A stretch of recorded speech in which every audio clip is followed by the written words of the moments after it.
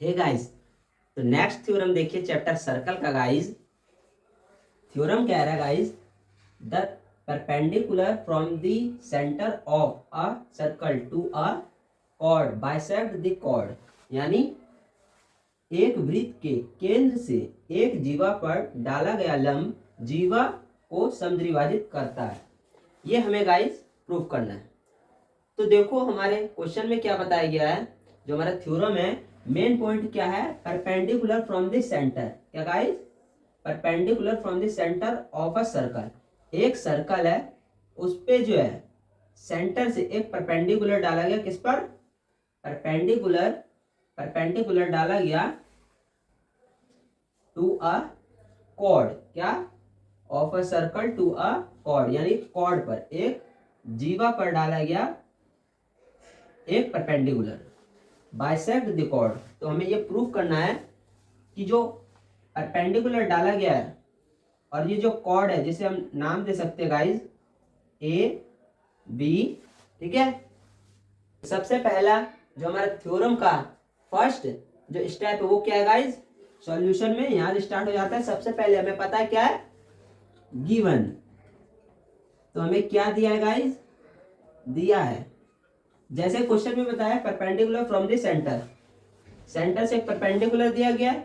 तो जब एक परपेंडिकुलर डाला गया, अपने आप में यहाँ एक देखो एंगल बन रहा है। वो कौन सा बन रहा है? देखो 90 डिग्री का एक एंगल बन रहा है, यानी समकोण एंगल दिख रहा है।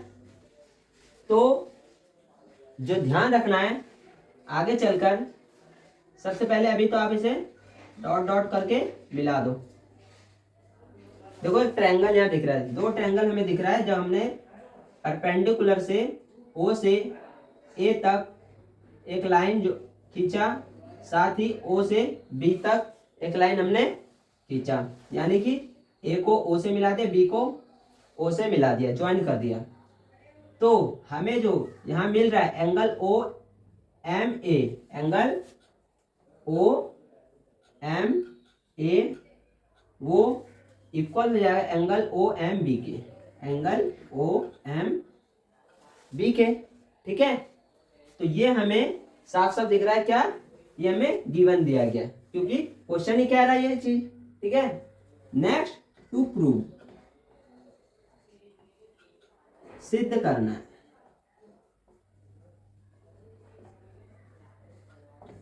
तो क्या सिद्ध करना है? क्वेश्चन देखो क्या बोला था कि जीवा पर डाला गया लंब जीवा को समद्विभाजित करता है।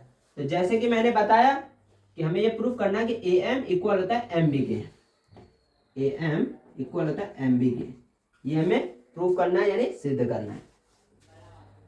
नेक्स्ट स्टेप जो हम लिखेंगे, क्योंकि हमने क्या क्या ज्वाइन किया था, ए को ओ से और बी को ओ से, तो यहां क्या लिख देंगे? रचना। तो रचना में हम लिखेंगे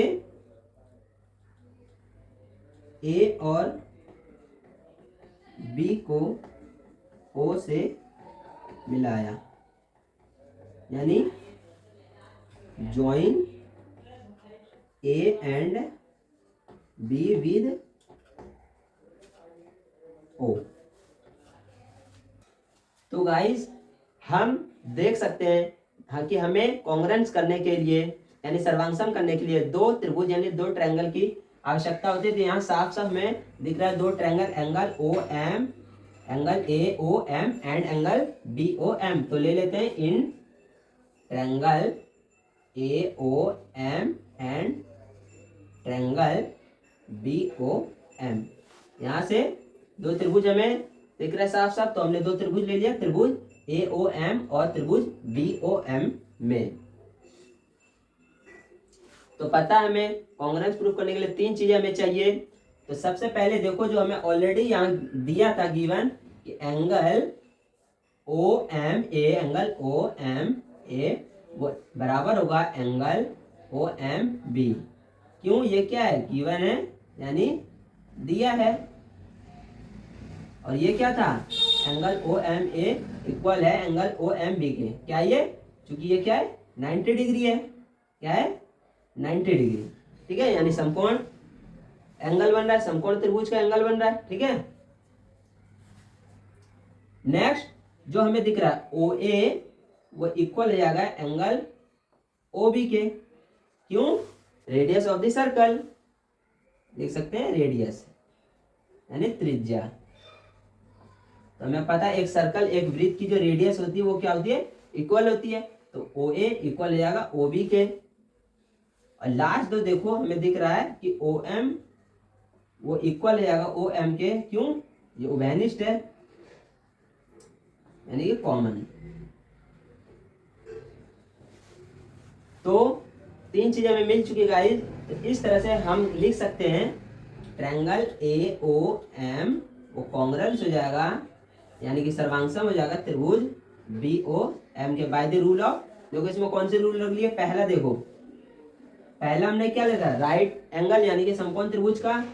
तो आर हाइपोटेनियस, इस ट्रायंगल में पता है ना गाइस आर एच एस का रूल। यहाँ हम ये जो हमने ट्रायंगल को सर्वांगसम कर दिया, यहाँ कौन सा रूल लगेगा? Are H S.